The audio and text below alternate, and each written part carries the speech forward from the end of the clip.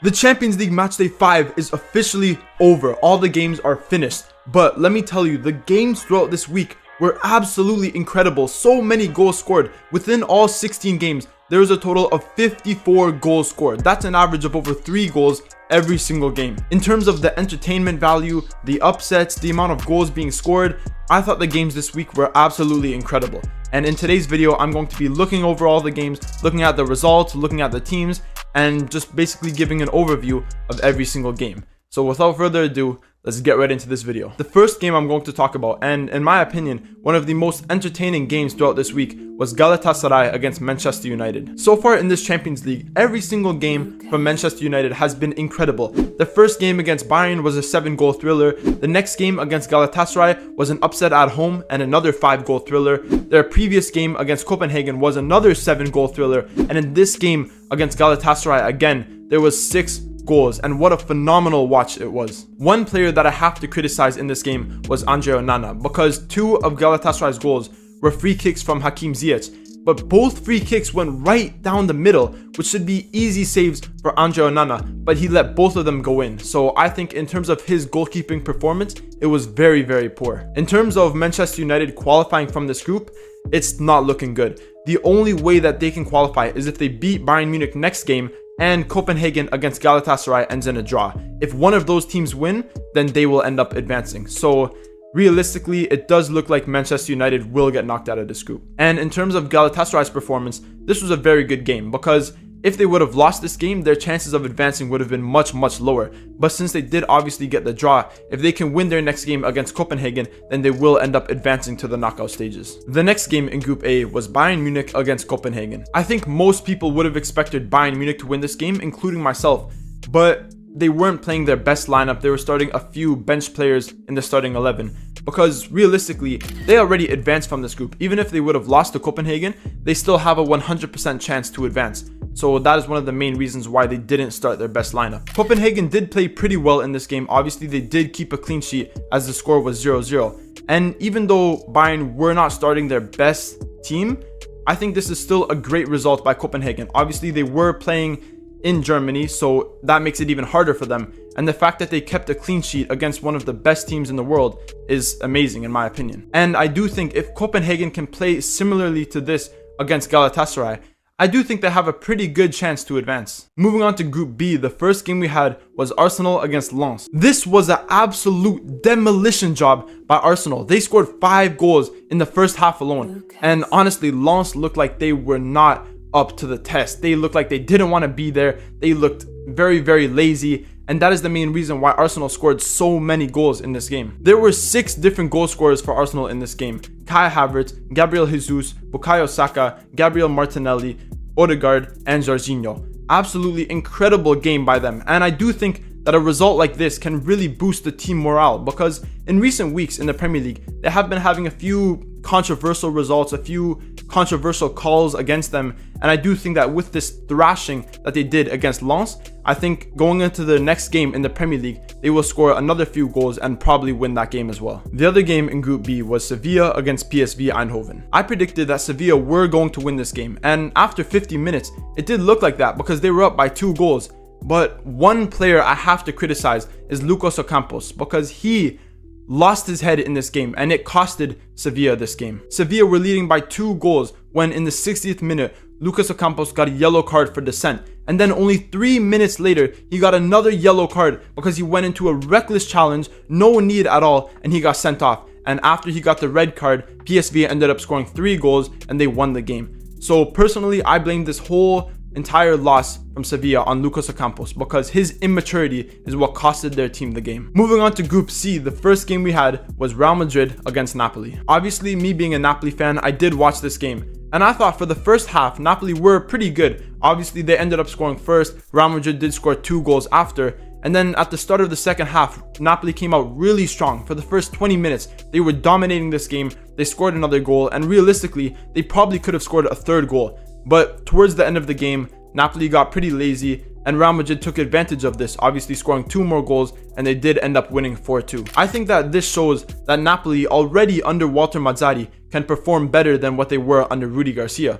But in terms of Real Madrid, I think this shows that they're one of the best teams in the world. they are in the midst of an injury crisis right now. Players like Vinicius Jr., Tchouaméni, Camavinga, Courtois, even Kepa, Eder Militao, they have so many injuries at the moment, and they can still pull off a phenomenal win against a tough team in Napoli. The other game in Group C was Braga against Union Berlin. I did predict Braga to win this game, but fairly early on they ended up getting a red card, and because of this, Union Berlin were able to take advantage. They scored a goal, and they did try to defend for the rest of the game and secure the 1-0 victory, but Braga later on in the game did end up scoring a goal, and it finished as a 1-1 draw. Realistically, this was not the result that both teams wanted, because Braga, if they won this game and then they win their next game against Napoli, then they would have advanced out of this group. But now, since they drew, they really don't have much of a chance. Moving on to Group D, the first game we had was Benfica against Inter Milan. This was the fourth game in these Wednesday fixtures that had 6 goals in it, as both teams ended up scoring 3. In the first half, Benfica scored 3 goals. João Mario got a hat-trick,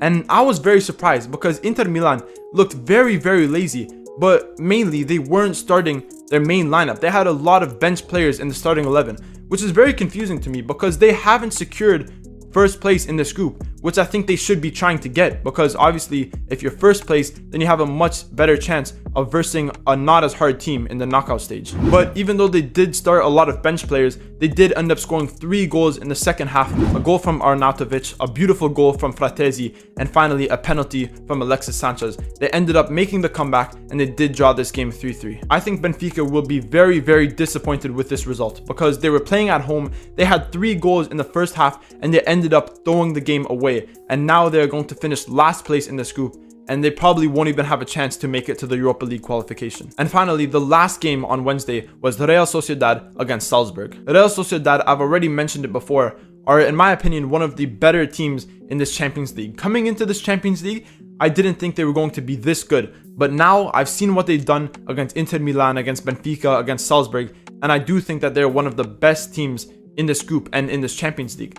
But in this game against Salzburg, they just couldn't find the back of the net. And Salzburg obviously are very happy with this result because they're playing away, they kept a clean sheet, and now they do have a good chance to make it to the Europa League qualifications. Moving on to Group E, the first game we had was Lazio against Celtic. In this game, I did predict Lazio to win because Celtic, yes, they are still a good team and sometimes they can upset the bigger teams, but in this group, they are definitely the worst team. Lazio were struggling a little bit in this game as they couldn't really keep possession. And after their loss last week against last place in the Serie A, Salernitana, they really needed to get this win. But in the end, 2 goals from Immobile in the 82nd and the 85th minute. I'm not sure why he wasn't starting, but obviously he came off the bench, he made an instant impact, and Lazio did win the game 2-0. The other game in Group E was Feyenoord against Atletico Madrid. I predicted that this game was going to be a 1-1 draw, and to be honest, it probably was going to be a 1-1 draw, but Feyenoord ended up conceding 2 own goals. That is very unlucky. I didn't think Atletico Madrid were that much of a better team. I thought in terms of possession,